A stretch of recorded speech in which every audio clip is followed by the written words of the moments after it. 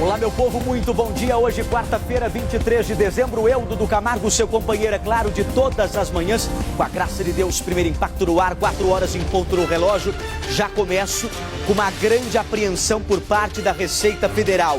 É direto para o Porto de Santos que a gente traz essas imagens. Dudu, por quê? Esses tonéis aí, hein? Dentro desses compartimentos, toneladas e mais toneladas de droga, meu povo. Tanto é que a polícia já calcula a maior apreensão numa única tacada da própria polícia. Olha só, agora sim a droga, para você ter noção, são quase 3 toneladas de drogas que foram encontradas neste local aí. Veja, Porto de Santos. A gente sabe que no Porto de Santos tem muito carregamento que tinha como destino outros países, e esse, não diferente, realmente seria conduzido aí para outros países. E aí a polícia interceptou e parou antes de embarcar essa grande mercadoria. Fora que nós estamos diante dessa grande apreensão no momento em que nós estamos num ano em que batemos recorde de apreensões de drogas. Foram mais de 2.400 toneladas só de maconha, para você ter ideia, foi apreendida esse ano esse que ainda não terminou. E essa contagem que falei é um número oficial, em torno aí de 10 meses. Ainda não foi contabilizado nem novembro, nem dezembro nessa contagem que falei, de 2.400 para mais toneladas só de maconha que foi apreendida esse ano, em 10 meses, desde janeiro, né?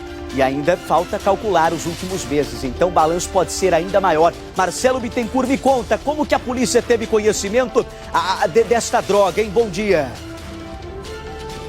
Um excelente dia para você também, Dudu Camargo. Olha, agentes da alfândega junto com a Receita Federal, eles escolhem, ali não dá para passar, são containers, viu, Dudu Camargo, e através de amostras eles escolhem um dos carregamentos, e foi o que aconteceu com esse carregamento de bobina que tinha como destino o porto iria para a Holanda. Aí, a partir daí, Dudu Camargo, eles pegaram o cão farejador, que deu positivo, apontando que no local havia drogas escondidas. A partir daí, a Polícia Federal foi acionada, foi aberta ali e feito a apreensão, exatos 2.932 quilos não, toneladas, quilos ali, né? 3 toneladas, quase 3 toneladas de cocaína que seguiria para a Europa, viu, Dudu Camargo? Todo o material foi apreendido e levado para a Polícia Federal. Só aprimorando essa informação que você deu de apreensão deste ano, Dudu Camargo, foram só de cocaína, esse ano, ainda não se fechou o ano, como você bem disse, 20.500 toneladas só de cocaína. Foram 49 apreensões somente este ano. A de ontem, quase 3.000 toneladas, foi a maior da história do Porto de Santos. Até então, a maior tinha sido no ano passado, no dia 8 de maio, quando a Receita Federal, junto com a Polícia Federal, conseguiram interceptar uma carga de 1.776 quilos, quase 2 toneladas, também de cocaína, que estavam escondidos. Essa droga estava escondida, Dudu Camargo, em caixas de limão, exatamente até para tirar o odor. Eles costumam fazer esse transporte usando limão, café, para tentar dispersar e dispensar aqui a atenção dos cães farejadores. A do ano passado, quase 2.000 toneladas, era a maior da história, mas a de ontem, Dudu Camargo, 2.936 quilos, quase 3 toneladas de cocaína que tinha como destino a Europa. Belíssimo trabalho, tanto da alfândega, Receita Federal, Polícia Federal, que conseguiu fazer essa apreensão monstra, viu, Dudu Camargo? A maior da história do Porto de Santos, Dudu. Ponto para a polícia, ponto para a Receita Federal. Bittencourt, me aproveita para atualizar o tempo e temperatura. Dia abafado aí ou é mais frio hoje, hein, Bita? Conta. Tá um ventinho, viu, o Dudu Camargo? Vou pedir para o nosso cinegrafista, o Marcelo Tamborelli, já posicionar a câmera. Estamos amanhecendo, não é mesmo, Dudu? Olha, a madrugada foi fria, garoou em alguns pontos da cidade. A gente tem aqui a informação A mínima para hoje, Dudu Camargo, 17 graus. A máxima não deve ultrapassar os 22 graus. Portanto, um dia realmente gelado, um dia frio, com possibilidades de pancadas de chuva à tarde e principalmente também no início da noite. Portanto, o dia que vai ficar carrancudo, bem fechado, nublado, viu, Dudu? Para quem estava aguardando chuva ontem, um dia realmente encoberto, hoje permanece também com uma máxima que não avança muito, 22 a máxima para hoje, com previsão de garoa ao longo do dia. Então, chuva forte, esqueça para hoje, apenas garoa, prometido aí pelos meteorologistas, segundo a previsão do tempo. Imagens do céu neste momento, aqui diretamente de Osasco, na Grande São Paulo. 4:06 do relógio, o caminhão desgovernado atinge duas casas, você vai ver comigo o flagrante. Ainda não se sabe se o caminhoneiro esqueceu de puxar o freio de mão ao estacionar ou socorreu alguma falha mecânica. Fato é que olha como terminou aí esse caminhão desgovernado. As duas residências tiveram danos frontais e laterais, mas por sorte foi só um susto e ninguém ficou ferido.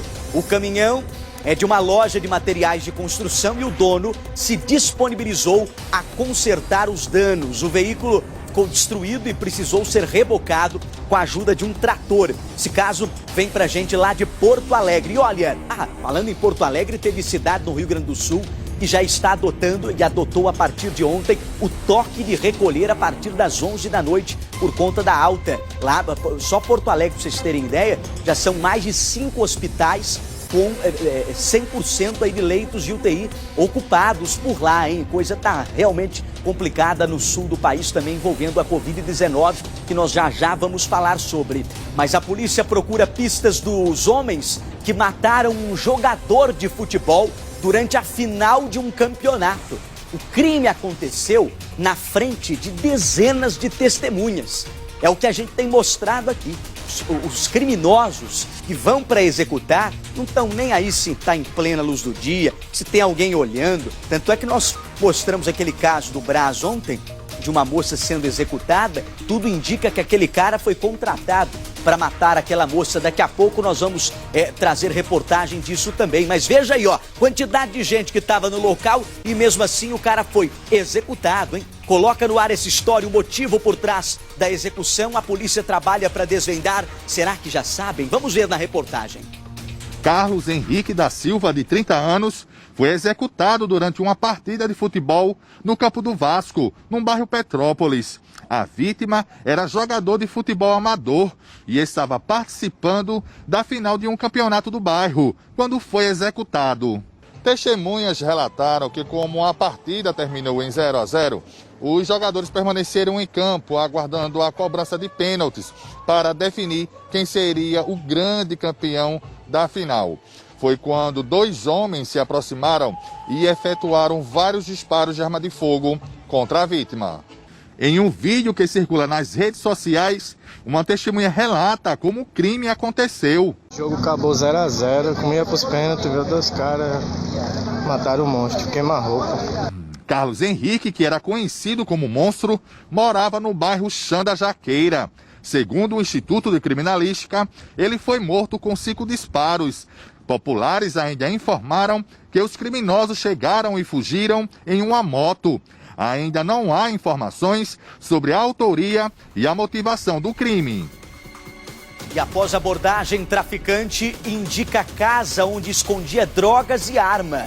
Foram apreendidos por lá vários tabletes de maconha, cocaína também foi apreendida lá, balança de precisão, além de mais de R$3.000. Uma pistola e muita munição foram encontrados. O homem foi preso em flagrante. Esse caso veio pra gente do Distrito Federal. Falando em flagrante, olha esse de baile funk na zona leste aqui de São Paulo. Veja, olha lá, o pancadão reuniu centenas de jovens aglomerados e sem máscara. Nas imagens é possível ver até fogos de artifício. A festa rola solta, com muita bebida, sem qualquer preocupação.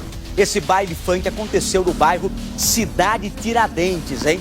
Isso aí tem revoltado muita gente, porque ontem veio o comunicado de que a gente vai ter 3 dias ainda em dezembro e 3 dias em janeiro de estado, decretado estado, o plano vermelho, né? Vamos estar no estágio vermelho da doença, né? Com restrições aí que apenas se abre o serviço essencial. Isso é para o estado como um todo.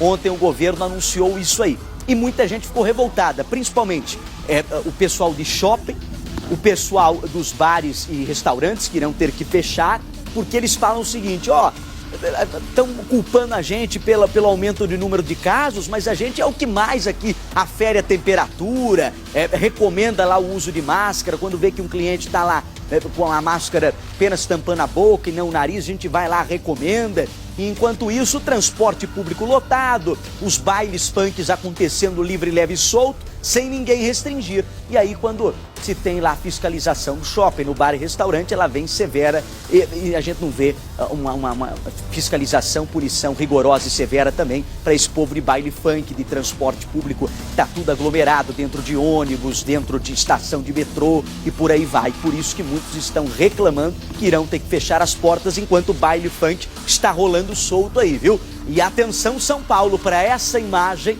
que nós vamos destacar. Falei de shopping, bar, falei de baile funk. Olha essa imagem aí do aeroporto internacional de Guarulhos aqui em São Paulo, lotado. Vários passageiros aglomerados em um dos terminais sem respeitar qualquer distanciamento social. O vídeo foi gravado no último domingo, depois de uma queda de energia que afetou o sistema das companhias aéreas. A situação foi normalizada no mesmo dia. Em nota, a concessionária que administra o aeroporto informou que segue todas as recomendações da Anvisa no enfrentamento da pandemia. Ah, é? Então, eu acho que estão recomendando errado para esse povo. Só pode, porque olha lá, não se tem um distanciamento. Há muitos usuários do aeroporto também falam que o álcool em gel fica em locais escondidos, em locais que realmente só a pessoa procurando para encontrar, porque não encontra com facilidade o álcool em gel e por aí vai. Então há reclamações aí dessas aglomerações e vamos aguardar. Agora, não adianta também distanciar aí, nesse ponto, dentro do saguão, enquanto lá dentro do voo vai todo mundo fechado no ar-condicionado e um do lado do outro, Tem disso também, como acontece muito no transporte público, que a recomendação é para que na fila mantenha 1 metro, 1,5 metros de distância, chega dentro do ônibus, realmente está todo mundo junto e misturado. O governo de São Paulo anunciou o aumento das restrições para tentar frear o avanço da pandemia. Somente serviços essenciais poderão funcionar entre os dias 25 e 27 de dezembro e entre o dia 1º e dia 3 de janeiro. Então, serão 3 dias em dezembro e 3 dias em janeiro, em que afetará em muito. A gente sabe que os shoppings e várias lojas do comércio também de rua contrataram profissionais temporários, vão ter prejuízos por conta disso. Só para você ter ideia, ontem o presidente da UAU Shopping veio a público falar das demissões, os shoppings têm empregado oficialmente em torno de 1,5 milhão de pessoas, mas durante a pandemia foram 150 mil demissões, tá? Então você vê aí que o comércio sofreu. E essas datas aí, principalmente a do dia 1º ao 3 de janeiro, é uma data muito importante para o comércio, para as lojas que entram em liquidação. Os produtos que não venderam entram em liquidação ali com promoções até de 50% de desconto, o que faz aquecer ainda mais o comércio, que vai perder essa situação e mais, hein? Tem muitas pessoas que ganham os presentes, vão trocar, aproveitam, faz novas compras e isso tende a afetar e muito o comerciante que já sofreu e muito com essa pandemia, tá? Agora, já é de tempos e tempos que a gente vem aqui alertando que a situação já estava complicada. Isso não sou eu que estou falando, são cientistas médicos assessorando o governo, falando, olha, desde a época lá das eleições, da última semana das eleições que vinha, não, vamos regredir, vamos aumentar a restrição e nada. Agora chega no Natal, momento aí crucial para o comércio e também para as pessoas, realmente fechando tudo. Ah, e vale ressaltar, cidade aqui do interior de São Paulo, Presidente Prudente, já entra na fase vermelha por tempo indeterminado, hein? Por conta aí de 83% de leitos de UTIs ocupados por lá. Coloca no ar a reportagem que fala sobre o assunto do momento. A restrição máxima foi um pedido do Comitê de Contingência do Coronavírus. Somente supermercados, padarias e farmácias poderão funcionar entre os dias 25 e 27 de dezembro e 1º e 3 de janeiro, em todo o estado. Bares e restaurantes terão que fechar e só poderão fazer entregas. São medidas duras. Nenhum de nós aqui gosta de tomar esse tipo de medida.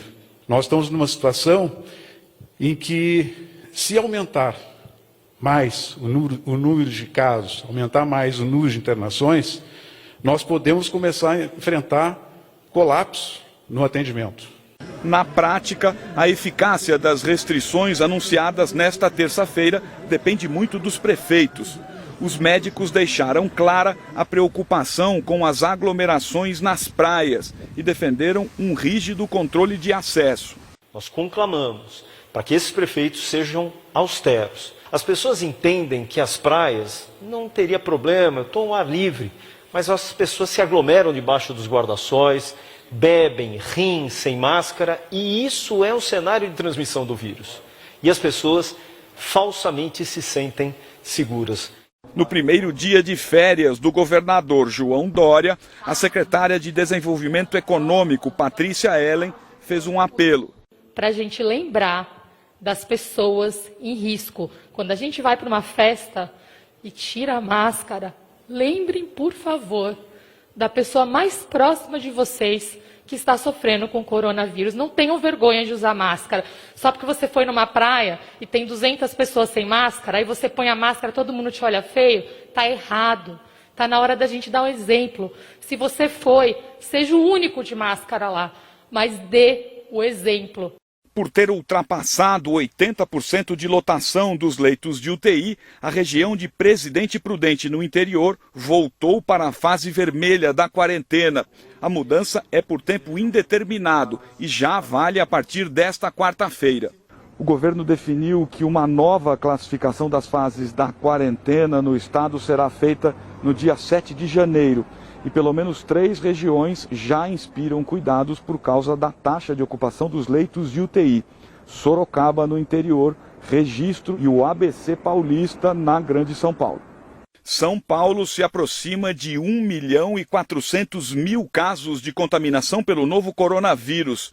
Os mortos por Covid-19 já são mais de 45.300. Só essa semana houve um aumento de 6% dos óbitos. Os recuperados são mais de 1.230.000. Nos aeroportos, a Anvisa começou a fiscalizar os voos vindos do Reino Unido. A medida é uma consequência ao anúncio do governo britânico que detectou uma nova variante do novo coronavírus, que seria até 70% mais transmissível. As aglomerações registradas no Aeroporto Internacional de São Paulo, em Guarulhos, nos últimos dias, rendeu duras críticas do Comitê de Saúde. Não tem como a gente explicar que a administração do aeroporto tenha deixado ocorrer o que aconteceu ontem no aeroporto de Guarulhos. É inadmissível que as empresas aéreas, que foram as maiores prejudicadas nesse processo, não estão tendo o planejamento e o cuidado com o atendimento das pessoas que vão lá fazer check-in. Olha, a empresa que administra o Aeroporto Internacional de São Paulo informou que segue todas as recomendações da Anvisa e coopera com órgãos federais e companhias aéreas para enfrentar a pandemia da Covid-19. Eu volto às imagens do baile funk que nós mostramos agora há pouco, porque um telespectador, o Wagner, enviou aqui, ó. Bom dia, Dudu, esse baile acontece todo domingo. Ele começa na parte do domingo e só termina às 5 horas da manhã de segunda, hein? Então tá aí, ó, um baile que tá a olho aí do nosso poder público, mas infelizmente não fazem nada para acabar. O baile continua rolando solto, meu povo. Daqui a pouco nós vamos... Eu creio aí que a gente vai ter o VT do Reino Unido também, né? Falando da variante. E é agora que nós vamos trazer para você de casa, às 4h19, porque cientistas identificaram 5 mutações do coronavírus no Rio de Janeiro, hein? Ainda não foi confirmado se dentro dessa variação de cepa aí, se é aquela mais contagiosa ou se oferece resistência às vacinas. Enquanto isso, No cenário internacional, a França anunciou a reabertura parcial da fronteira com o Reino Unido depois de 2 dias. Olha a quantidade de caminhão que estava aguardando receber o ok para seguir viagem, para chegar ao Reino Unido, para lá distribuir alimentos, suplementos e por aí vai ao povo, porque as prateleiras estão vazias dos supermercados por lá. Teve grande rede de supermercado por lá que começou a fazer racionamento. Por quê? Com 50 países fechando fronteira com o Reino Unido, a mercadoria não estava chegando lá. E a situação estava tensa, então já deram o ok para ser liberado pelo menos alguns caminhoneiros, mas com uma série de restrições. Eles estão tendo que fazer testes, mas também não está tendo muita organização por lá, porque os testes positivos, caminhoneiro que está dando teste positivo, o que faz com a carga? Deixa estragar, e é uma carga valiosa, são vários e vários caminhões, então a situação está complicada lá. Em relação a esse assunto aqui com o Brasil não fechou. Está vindo o voo do Reino Unido, eles estão falando que estão vistoriando os voos que chegam de lá, mas e aí? Se der positivo, quem vem de lá? Vai colocar onde, hein? Então ainda tem muita coisa a melhorar nesse sentido. A Biotech veio a público falar sobre essa questão da variante do vírus, falou, se realmente a vacina não der conta também dessa variante do vírus, vocês dão 6 semanas pra gente, que a gente vai dar jeito e que vamos disponibilizar novas unidades da vacina, que aí sim vão combater essa nova variante do vírus. Mas, poxa, até lá, né, muita gente pode ser contaminada e a tendência é que esse vírus se espalhe para outros países. Por isso, alguns já temendo, 50 deles já bloquearam aí território aí com o Reino Unido para tentar se livrar, pelo menos, dessa situação ainda pior, porque essa nova variante é 70% mais contagiosa. Acompanhe o caos aí na tela. Caminhões na pista de pousos e decolagens. Um antigo aeroporto virou estacionamento para acomodar parte dos mais de 3 mil motoristas impedidos de cruzar a fronteira do Reino Unido de volta para a França, a porta de entrada para a Europa continental. O restante encostou na estrada mesmo, nesta fila quilométrica vista do alto, para dar a dimensão desta crise. My family is waiting for me. Greg, motorista da Polônia, disse que passou apenas meia hora na Inglaterra, 10 minutos para abastecer e 20 para fazer a entrega da carga, sem contato com ninguém. Agora está preso no porto sem saber se vai conseguir chegar a tempo para passar o Natal com a família. Pior, não há condições sanitárias para abrigar tanta gente. Depois de uma intensa negociação, o governo francês concordou em reabrir a fronteira apenas para franceses, residentes permanentes e motoristas de caminhões que apresentarem um teste negativo de Covid-19. A regra vale até o dia 6 de janeiro. Foi uma recomendação da União Europeia para permitir ao menos viagens essenciais do Reino Unido para garantir o fornecimento básico para os britânicos. A maior rede de supermercados do país anunciou racionamento de papel higiênico, ovos e arroz. Mais de 50 países trancaram suas fronteiras para o Reino Unido. Os Estados Unidos e o Brasil decidiram manter os voos que partem daqui. Mas ainda não está claro onde manter em quarentena os motoristas infectados e o que fazer com a carga que transportavam. Frustrados com a situação, eles fizeram um buzinaço. Tudo isso para tentar conter o avanço dessa nova variante do coronavírus, que aqui no Reino Unido já está fora de controle, com casos registrados em todo o país. A esperança novamente é depositada na vacina que, segundo os cientistas, deve proteger contra essa mutação. Caso contrário, o imunizante da Pfizer-BioNTech sofrerá ajustes. Confiante, um dos fundadores da BioNTech disse que, se for preciso, poderá entregar uma nova vacina em 6 semanas.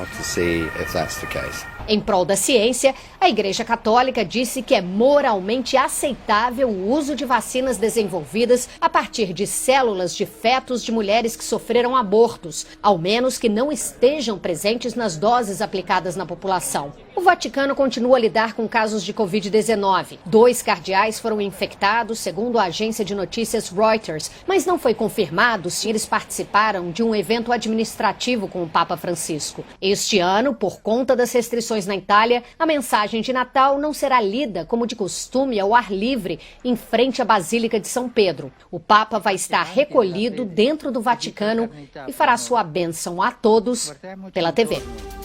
E olha, a mãe do ex-jogador Ronaldinho Gaúcho está internada com Covid-19. A informação foi transmitida pelo próprio Ronaldinho pelas redes sociais.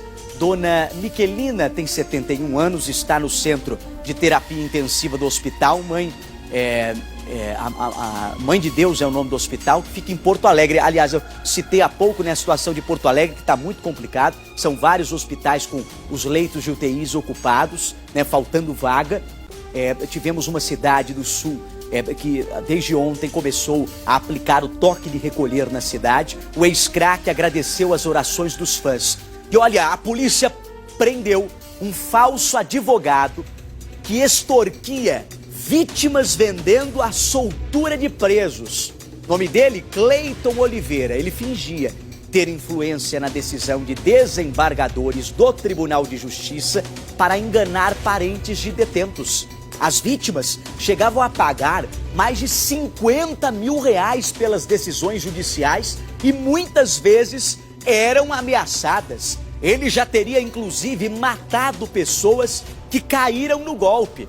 O criminoso tinha 6 mandados de prisão em aberto por estelionato, extorsão e latrocínio cometidos aí no Rio de Janeiro. Então você vê, a gente já falou muito aqui de golpe, né? E variados. Esse é mais um.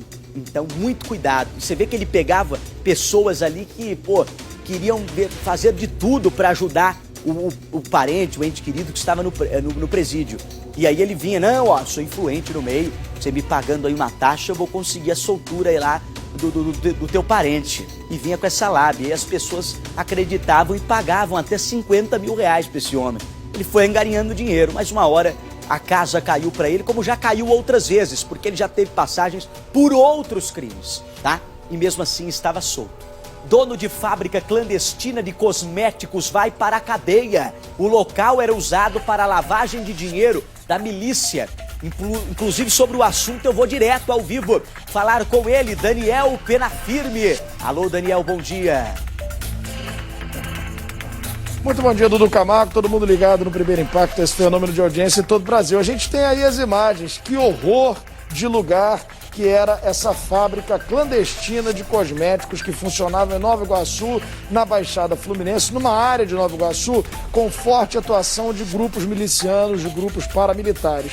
O responsável pelo local, que foi encontrado durante a chegada dos policiais, foi levado para prisão em flagrante, vai responder, antes de qualquer coisa, por crime contra a saúde pública. No local, os policiais encontraram materiais usados na fabricação desses cosméticos, além de rótulos, de embalagens falsificadas, né, de produtos que realmente existem nos mercados.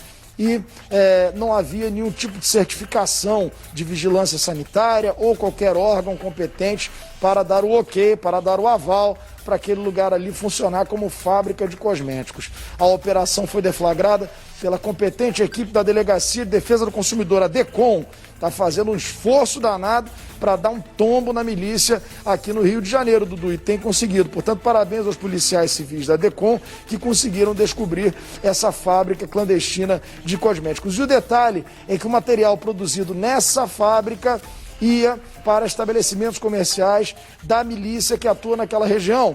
Ia para salões de beleza ligados a grupos da milícia, né? Ia para mercados, lojas, e a própria fábrica, de alguma maneira, servia para a lavagem de dinheiro, portanto, dessa milícia que atua na região de Nova Iguaçu, uma delas, né? Porque Nova Iguaçu tem mais de uma milícia. Agora você vê o que as pessoas acabam colocando no corpo, né? Nos cabelos, no rosto, né? Olha só em que tipo de situação era produzido esse material cosmético que as pessoas que moram nessas regiões acabam utilizando. Portanto, tem que ter muito cuidado, comprar material cosmético, creme, shampoo, essas coisas todas, em grandes lojas de marcas conhecidas, porque, do contrário, você pode estar caindo aí no produto do fundo de quintal, né, que não é o Grupo Fundo de Quintal, o Grupo Fundo de Quintal é muito legal, mas no produto de fundo de quintal, produzido de qualquer maneira, que pode inclusive causar danos à saúde, né, Dudu? Olha aí só que nojeiro.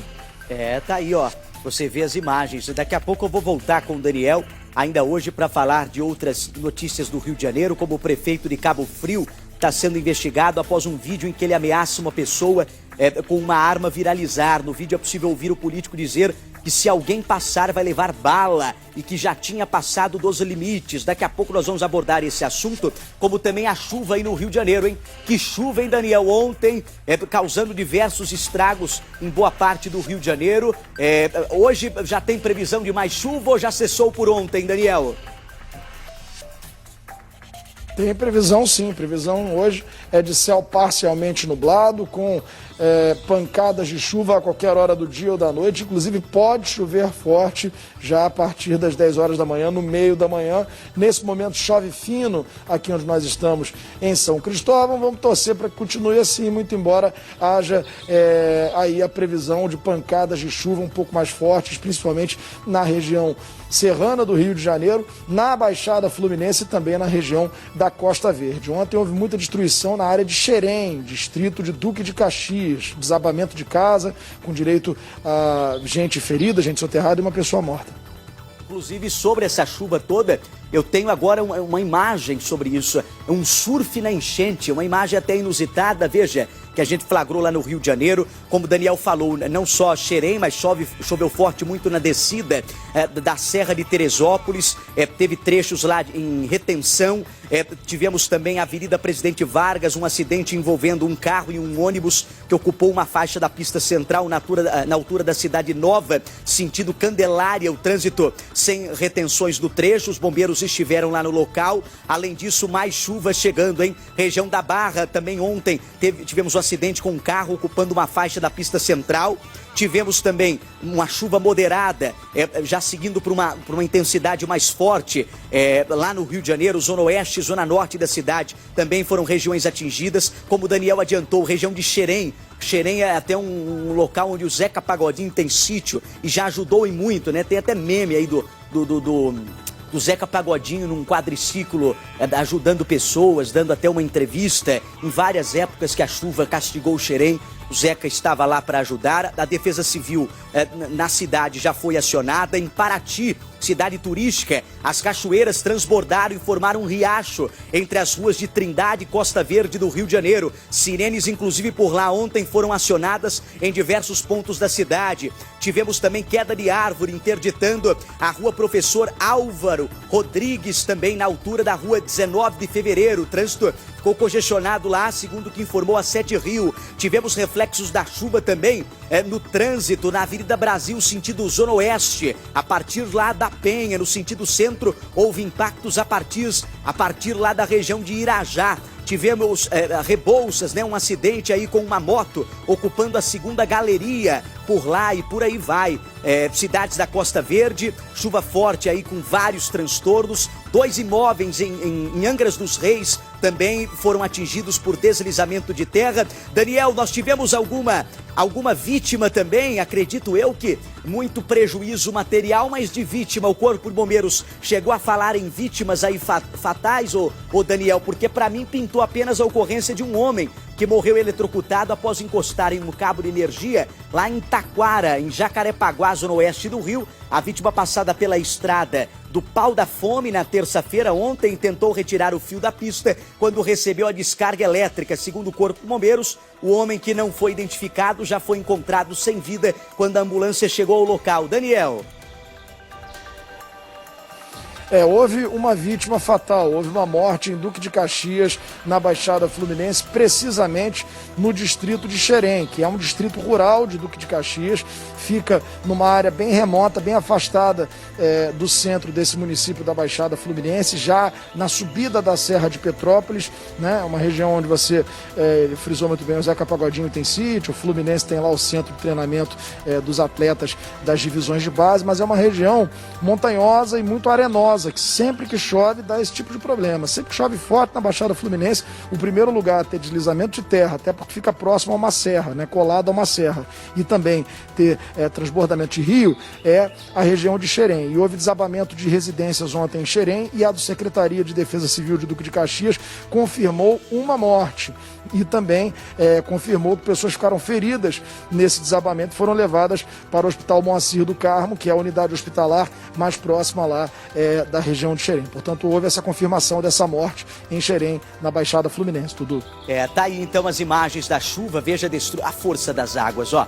É realmente preocupante, a gente sabe que essa época do ano já é típica aí no Rio de Janeiro, principalmente região serrana, citei aí Teresópolis, a gente tem muita preocupação com lá, em todo o Brasil, né? Vários estados sofrem, a gente sofreu em Santa Catarina, né? Infelizmente vários mortos, a gente confirmou aí nos últimos dias. Daqui a pouco, Daniel, eu volto com você para falar também de outros assuntos, como uma empresária acusada de furtar residências na Barra da Tijuca foi presa. Ela se passava por doméstica, utilizando documentos falsos para conseguir emprego em mansões e subtrair os bens. Daqui a pouco vamos falar disso e muito mais. Daniel, hoje a gente está combinando cor da tua máscara, mais uma vez combinando com a cor da minha gravata. Aliás, Daniel, ontem você fez uma baita cobertura. Por coincidência, eu havia informado um acidente, você estava próximo do local, a gente ia cobrir o acidente, mas aconteceu aquela bomba lá e você correu rapidamente lá para o local. Aliás, Daniel, ontem eu estava assistindo, você estava em todos os canais, a tua imagem realmente com a tua equipe muito rápida e ágil, viralizou aí,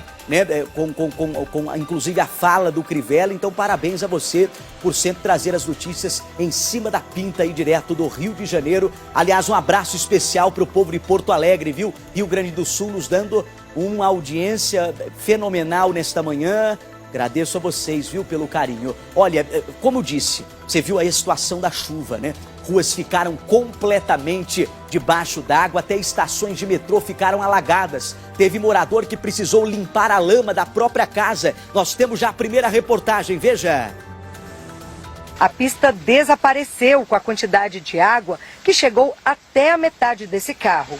O volume da chuva em Ceilândia foi tão grande que invadiu a estação do metrô. Ruas alagadas. A lama invadiu a sala, o banheiro e a área de serviço de 2 casas. Os moradores perderam praticamente tudo. O muro do lote, olha só, desabou completamente. Aqui a gente tem que, inclusive, andar com bastante cuidado para não cair, né? Porque a situação está bem difícil. Olha aqui, um pedaço da coluna. Pedir ajuda aqui para o Givaldo, que é o proprietário, aqui do lote. Givaldo, conta para mim então, como que isso aconteceu, né? Porque esse muro a gente percebe que ele é bem resistente. O muro ele foi feito já com estrutura boa, até para proteger de qualquer desabamento, né? Com a chuva veio a sujeira, fez uma contenção, fez uma represa e a água trouxe para cá. O Igor, ele é o inquilino aqui da casa. Igor, você estava no momento que a chuva invadiu, olha só, gente, a quantidade de lama, né? O Igor, inclusive, está aqui limpando. Você estava na casa, Igor? No momento, não. Eu estava no trabalho, aí a outra vizinha, ela mandou uma mensagem no WhatsApp, né, para um outro rapaz lá da loja. E aí, na hora, ela estava desesperada, chorando, e que a água tinha entrado. Quando eu cheguei, a água já estava em 20 centímetros, mais ou menos, já tinha baixado um bocado, mas subiu 1 metro, né? Olha, falando do temporal, esse temporal durou cerca de 3 horas, deixando um rastro de destruição. Uma correnteza se formou nas ruas alagadas. Olha lá, uma moradora estava dando banho na filha quando foi surpreendida pela enchente. Abre o áudio. Olha, minha escada. Tava dando banho na menina, gente. Ó, mais imagens pra você. Destruição por lá. Olha esse carro, hein? A água ficou na altura dos joelhos de uma mulher. Em cima do carro. Olha o que aconteceu aqui. Onde é que veio? Veio de escombro aqui, ó. É você vê, menino? A rua daqui de casa, a força d'água. Meu terreiro, como é que tá? Ó, você vê que essa mulher, ó, com a água dos joelhos ali, ó. O muro desabou em cima de um carro, você viu há pouco, mas por sorte ninguém ficou ferido. Essas imagens chegaram da cidade de Novo Cruzeiro, em Minas Gerais. Você vê que não é só no Rio, não. Em Minas a chuva apertou, né? A gente iniciou esse ano com muitas mortes, mais de 50 mortos por conta da chuva em Minas Gerais. Estamos fechando o ano com mais chuva forte em Minas Gerais também. Olha, os bombeiros localizaram o corpo da última vítima do temporal que atingiu o Vale do Itajaí, em Santa Catarina, na semana passada. No total, 21 pessoas morreram, meu povo. Coloca no ar. 18 dos mortos eram de Presidente Getúlio, 2 de Rio do Sul e 1 de Ibirama. Ao todo, foram 6 dias de buscas aos desaparecidos. Nenhum deles foi encontrado com vida. Mesmo assim, dar às famílias a chance de fazer um sepultamento já ameniza um pouco a angústia. Dentre tantas histórias, a da família em que 9 pessoas morreram. Avó, filho, nora e netos. Eles moravam aqui em 3 casas que foram completamente destruídas. O casal tinha adotado, há poucos meses, um menino de 6 anos e uma menina de 13, única sobrevivente. Em meio aos escombros, foi encontrado o álbum de casamento do Daniel e da Franciele. Agora, restam apenas as lembranças. Seu Altimar era vizinho e tinha uma relação muito próxima com a família da adolescente que ele ajudou a socorrer. Ela estava presa aos escombros. A mãe da menina, Franciele, chegou a ser resgatada, mas não resistiu e morreu no hospital. Botaram na cama, com 2, 3 cobertores para esquentar, ela estava com frio. Vai demorar um tempo para a vida por aqui voltar ao normal. Foi criada uma força-tarefa para ajudar os animais de estimação que foram resgatados. Muitos pertenciam às vítimas, como essa gatinha.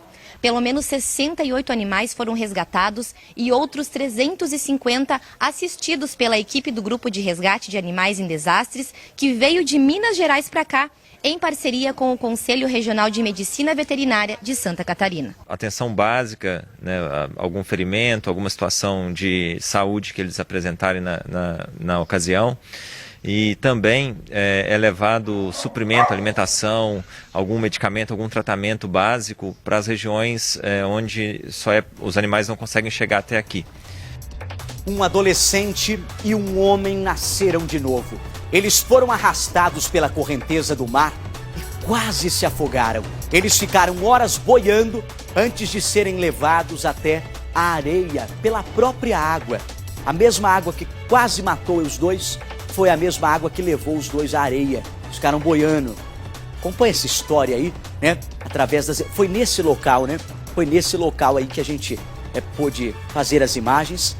Ó, o rapaz que tentou salvá-lo também sobreviveu, tá? Porque numa dessas, às vezes a pessoa está se afogando, o outro vai ajudar e acaba sendo levado junto. Mas os dois sobreviveram.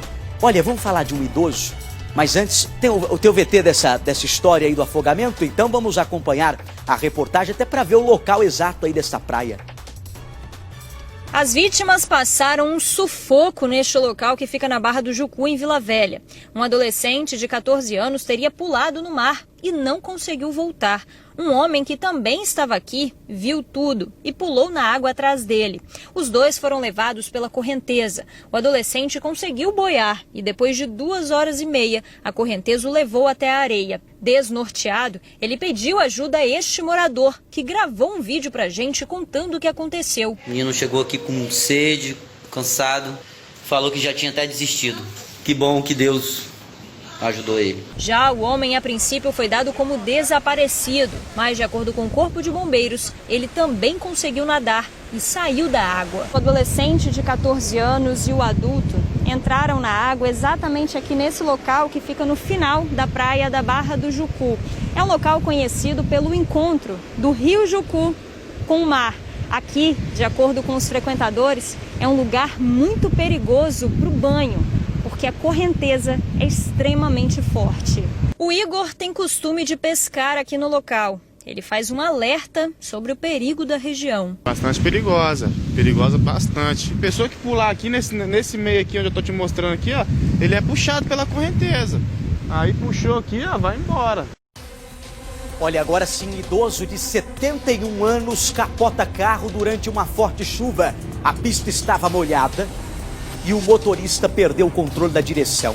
O carro saiu da avenida e capotou em uma área com grama. O idoso não se feriu, mas foi levado ao hospital por precaução devido à idade avançada.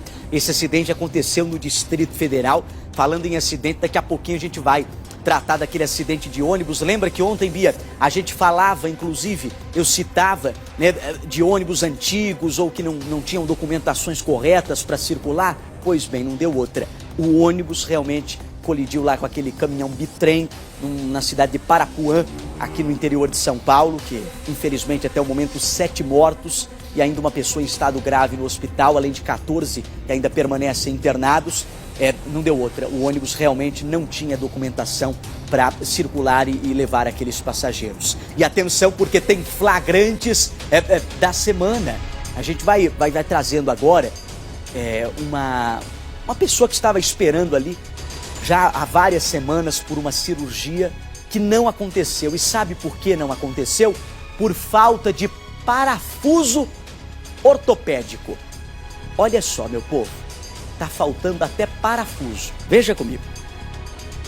Veja só a revolta do encarregado de manutenção, José André, de 43 anos. Isso aí é um absurdo, a gente paga nossos impostos e o governo não está nem aí, fala que está tudo bem com a saúde, está tudo bem o que está faltando até luvas aqui, papel higiênico dentro dos hospitais aqui. Nos ajuda, por favor. Todo desabafo tem um motivo. José sofreu um acidente de moto e quebrou o punho.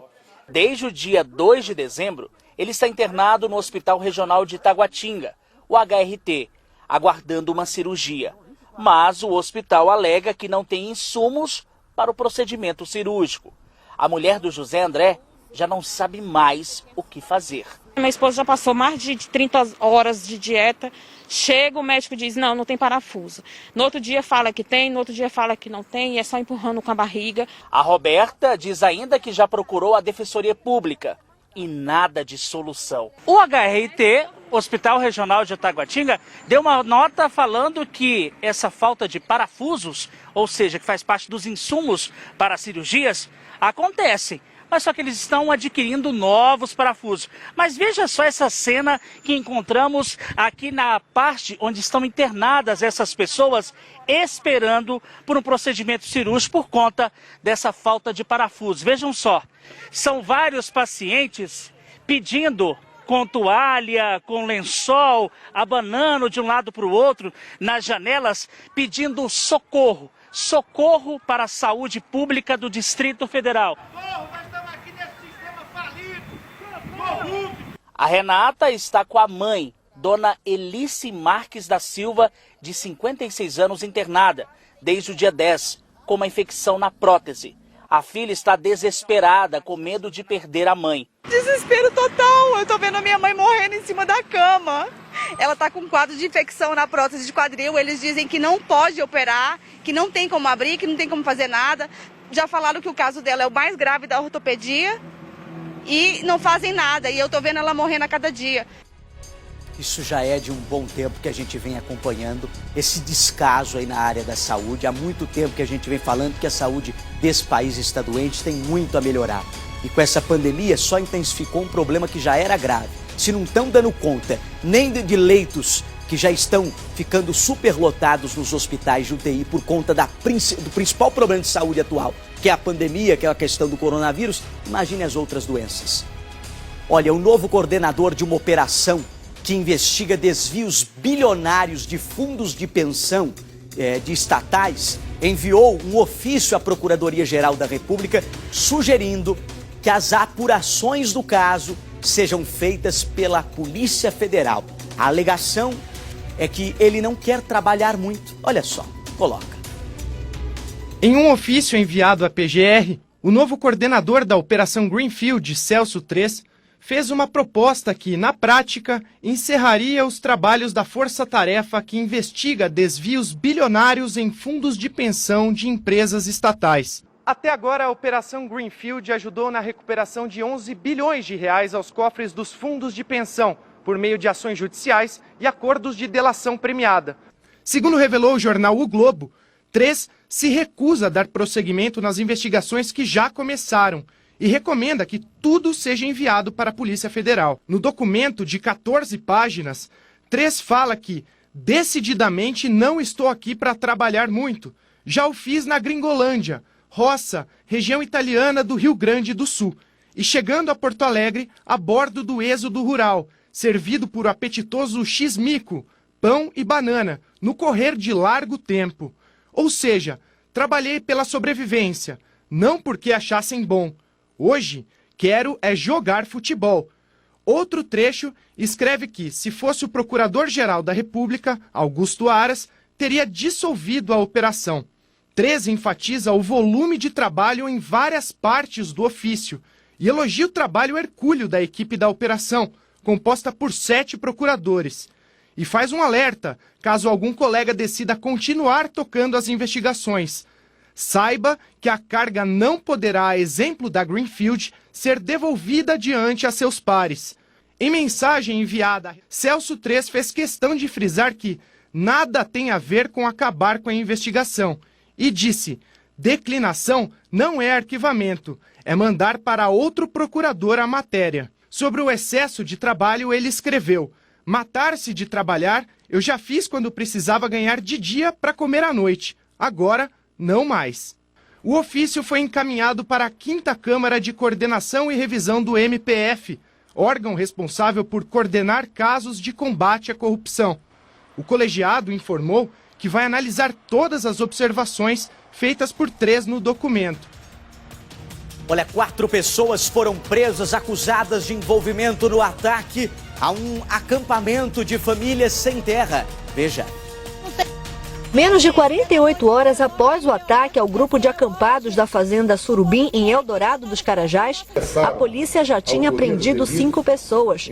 4 teriam participação direta na ação e uma portava arma ilegalmente. Segundo a polícia, os presos confessaram a participação no ataque e teriam indicado ainda o gerente da fazenda Surubim como mandante do crime. Agora, certamente, que a gente vai aprofundar para ver realmente quem era que tinha o maior interesse e quem está por trás também de uma ação perpetrada como essa, contra pessoas ali que estavam em defesa, na calada da noite e que tiveram o patrimônio, os bens todos totalmente destruídos pelo fogo, conforme a gente pode ver dos vídeos que estão rolando aí. Pelo amor de Deus, olha, queimou nossas coisinhas, tudo que nós tínhamos, nós não tem mais nada, gente, nada. O que nós tínhamos tocou fogo, ô povo desgraçado. E agora o que vai ser da nossa vida sem nada, gente? Durante a Operação Labaredas dos Carajás, armas, pistolas, revólveres e munições foram apreendidos.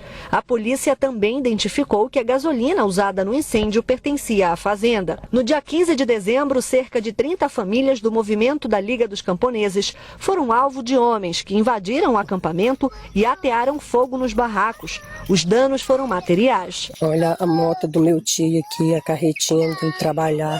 Essa outra moto aqui da minha tia, ó. O jeito que ficou. Tanta crueldade aí, ó. Os pistoleiros da fazenda queimaram tudo aqui, ó.